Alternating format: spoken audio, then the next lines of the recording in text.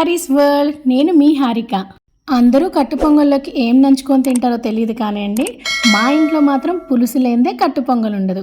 పులుసు అంటే మామూలుదైతే కాదండి, ఇది స్పెషల్ పులుసు. మరి ఈరోజు రెసిపీ పప్పు పొంగలి విత్ పులుసు. ఎలా చేసుకోవాలో చూద్దామా? ఒక గ్లాస్ బియ్యానికి పావు కంటే తక్కువ పెసరపప్పు వేసి శుభ్రంగా కడిగి చిటికెడు పసుపు, కొద్దిగా ఇంగువ వేసి 4 గ్లాసులు నీళ్లు పోసుకోవాలి.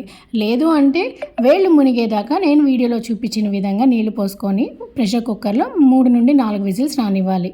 ఆవిరిపోయాక పొంగల్లో రుచికి సరిపడా ఉప్పు వేసుకొని, కల్లుప్పు వేసాం కాబట్టి కొద్దిగా ఉప్పు కరిగేదాకా నీళ్లు పోసుకొని పక్కన పెట్టి, తాలింపు కోసం జీడిపప్పు, జీలకర్ర, అల్లం, మిరియాలు, కరివేపాకు నెయ్యిలో వేయించుకోవాలి.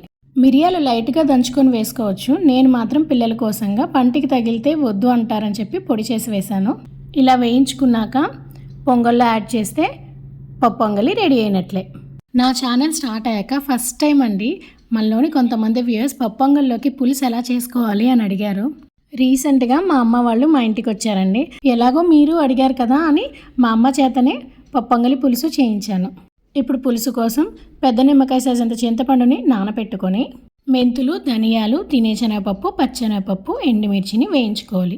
వేయించుకునే ముందు మొదట 2 స్పూన్లు ఆయిల్లో 4 మెంతులు వేసి, తర్వాత ఎండుమిర్చి, పచ్చెనగపప్పు వేయించుకున్నాక తినేశనగపప్పు, లాస్ట్లో ధనియాలు వేసి వేయించుకోవాలి.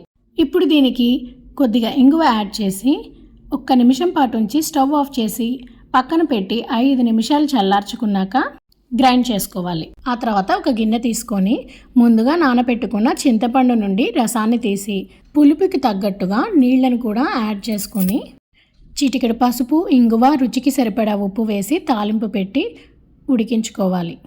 తాలింపు కోసం ఒక కడాయిలో 2 స్పూన్స్ ఆయిల్లో ఎండుమిర్చి, ఆవాలు, పచ్చెనపప్పు వేసి సన్నగా తరిగిన ఉల్లిపాయ, చీలికగా కట్ చేసుకున్న పచ్చిమిర్చి, అలాగే కరివేపాకును కూడా యాడ్ చేసి ఒకసారి ఉడికించుకున్నాక ఇందాక గ్రైండ్ చేసుకున్న మిశ్రమంలో కొద్దిగా నీళ్ళని కలుపుకొని ఈ పులుసులో వేసుకోవాలండి. డైరెక్ట్గా మాత్రం వేయకండి, ఉండలు కట్టేస్తాయి.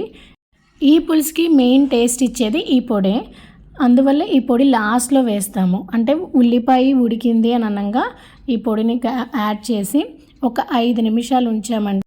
పులుసు చిక్కబడుతుంది అండ్ పప్పు పొంగల్లోకి సర్వ్ చేసుకోవడానికి కూడా బాగుంటుంది.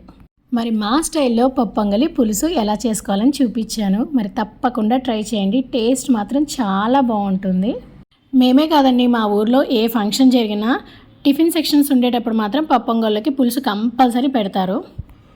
మీలో ఎవరైనా ఈ పప్పు పొంగలి పులుసు టేస్ట్ చేస్తుంటే ఎలా ఉందో కామెంట్ చేయండి. చేయకపోతే మాత్రం చేసుకొని ఎలా వచ్చిందో కూడా కామెంట్ చేయండి. ఈ వీడియో కనుక నచ్చినట్లయితే లైక్ చేయండి, షేర్ చేయండి, ఫాలో అవ్వండి. మరి మీలో ఎవరైనా నా ఛానల్ని కొత్తగా చూసినట్లయితే సబ్స్క్రైబ్ చేసుకోవడం మర్చిపోకండి.